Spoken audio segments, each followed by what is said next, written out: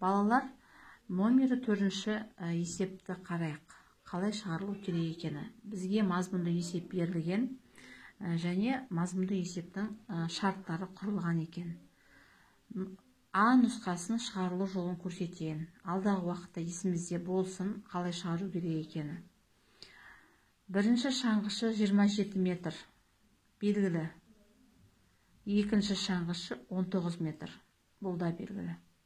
Үшінші шаңғышы белгісіз метр, бірақ 3 метр артық. Қайсыдан? Стрелка қайда қарап тұр?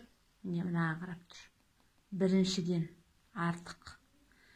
Бір сұрақ және екінші сұрақ мұнда. Мынау деген сөз, бұл барлығы деген сөз. Енді біз бірінші сұрақпен жұмыс жасаймыз. Бірінші сұрақ, мінекей, 3 метр артық. Көрсетіп қойған, мінекей, мынадан бірінші шаңғыштан. Артық деген жағдайда біз не істейміз? Қосамыз. Бірінші 27-ге мына 3-ті қосамыз.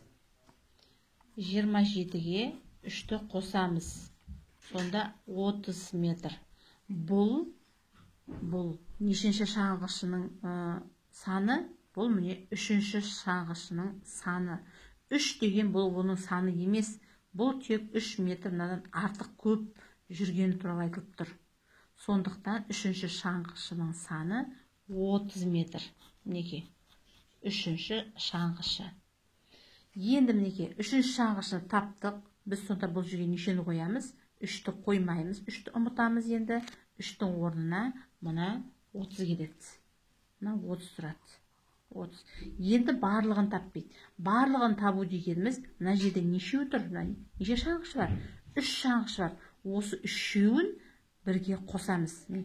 Бірінші шаңғышы 27, екінші шаңғышы 19, үшінші шаңғышы 30 болды. Жаңа таптық. Міне осы 3 санды қосамыз. Көрейік, мінекей.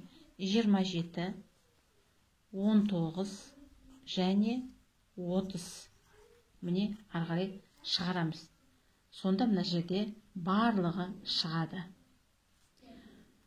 Енді жауабын жазған кезде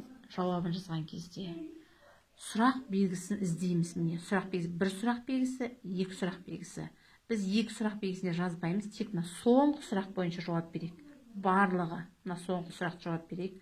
Соңғы сұрақ барлығы сұрап тұрса, жауабына барлығы дейміз. Барлығы нешеу? Соны жазамыз. Неше метр жүрді, соны жазамыз. Екінші ә нұсқасы тек қана бірақ сұрақ тұр. Осы бір сұрақпен есеп шығарамыз. Барлығын тап дейді. Барлығын тап десе біз білеміз, мына жерде барлығын таптық. Дәл осылай бұнда барлығын табамыз. Есептің шарты жазулы тұр.